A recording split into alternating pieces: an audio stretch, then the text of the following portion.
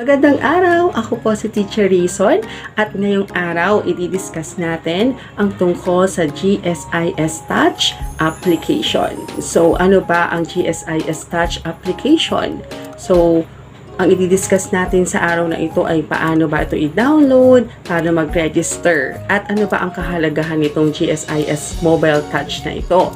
So, itong GSIS Touch Mobile ay ginawa para makita nating mga government employees ang ating mga membership service profile, yung mga service record natin, tapos para makita natin o ma-track natin yung ating mga premium remittances and loans payments and know the maturity of their life. Retirement also, yung mga dividend, refund and edu-child claims, pre-need plans, and insurance policies. So, meaning to say, itong GSIS Touch Mobile ay para siyang mga app din ng ibang mga system para makita natin kung ano yung mga contributions natin and mga premiums natin. So, sa video na to, papakita natin ang step-by-step procedure kung paano siya i-download at paano din mag-register. Paano po ba natin i-download ang ating GSIS Touch app? So, pupunta po tayo sa ating Play Store. Pagkatapos po ay i-search po natin ang GSIS Touch. Yan. So, GSIS Touch. Makikita po natin naman, install po natin yan.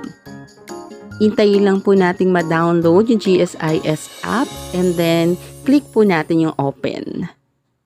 Ito po yung makikita nyo sa homepage ng GSIS Touch after po nyong ma-download. I-click po natin yung eGSIS Mo Mobile para po makapag-create po tayo ng account. Dito po ilalagay po natin yung ating BP number.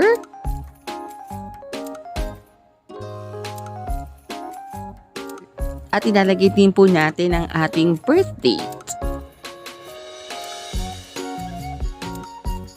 And after po natin mailagay yung mga details na yan, i-click po natin yung register.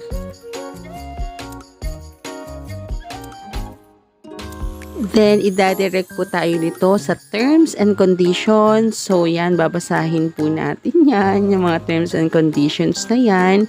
And then, pagkatapos po nating mabasa ng mga terms and conditions, syempre, i-click po natin yung I accept the terms and conditions. So, medyo mahaba po yan. Okay, then i-click na po natin yung I accept the term and conditions and then continue po tayo. After po niyan, idadirect po tayo sa data privacy statement. So, babasahin po uli natin. And then, click the I accept the data privacy statement. After po niyan, idadirect naman tayo sa identity validation. So, yan po, magrara na po siya. And then, magsesend po yan ng one-time PIN po sa inyong cellphone number na nandoon po sa inyong database. Okay po, kung tama po yung number na yan, makaka-receive na po kayo ng message from GSIS Touch app.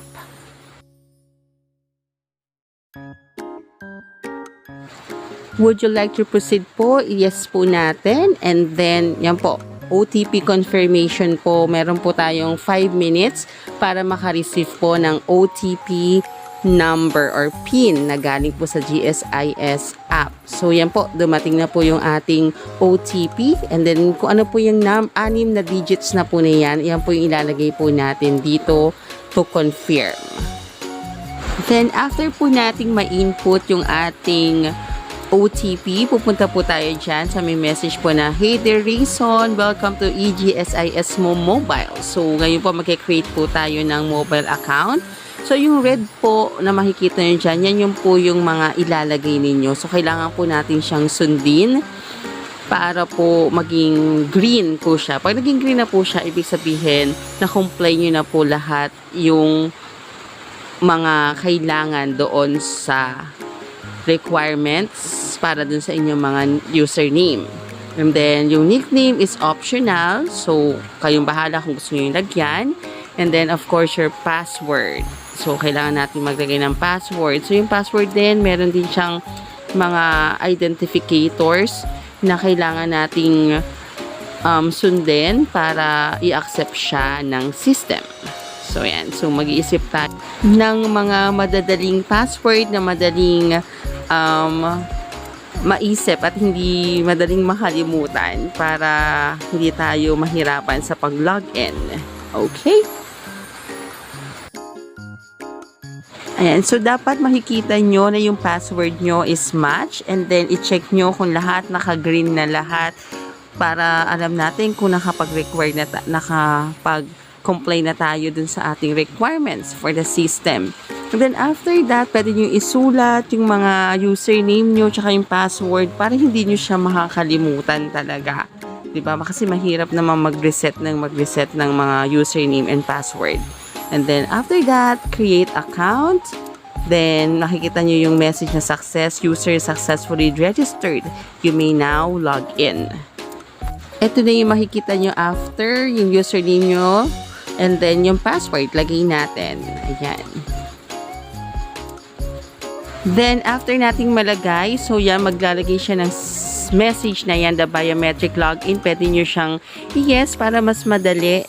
Kahit na makalimutan nyo yung password, meron mga fingerprints to next time to log in. So, mas madali, diba? So, put lang natin yung fingerprints natin. Then, fingerprint recognized. Then, yan na po. Logging in na po tayo sa ating system. So, yan. Good evening, Reyson. Then, makikita nyo na po yung welcome to Gsis Mobile. So, and then your members record, your agency ninyo, diba? So, yan. Makikita nyo na yan yung loans. Review natin yung loans, yung claims, and then yung pensions natin. Okay. So, yan. So, yan. Diyan na makikita yung mga details ng ating mga contributions. Now, kung gusto niyo naman baguhin yung avatar nyo para maging personalized, i-click nyo na yung avatar icon and then kuha tayo ng picture sa ating device. So, yan sa device. So, ito ang ating pictures na napili. Yan. So, lagyan natin din ng nickname. Ang ilagay natin syempre, Teacher Reyson. Ayan. So, check lang natin. Then, success. Got it. Sabi niya. Yan na po yung ating magiging profile.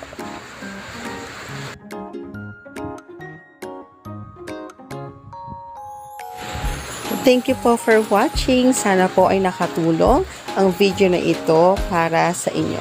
Maraming salamat!